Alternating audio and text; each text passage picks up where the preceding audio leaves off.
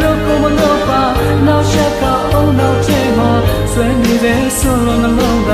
ဒါကြောင့်ခဲ့လေ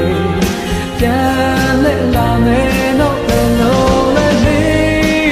လက်ခံမလားမေစီချိုမလားအပေတော့ပါဘူးမမိုက်တော့ပါဘူး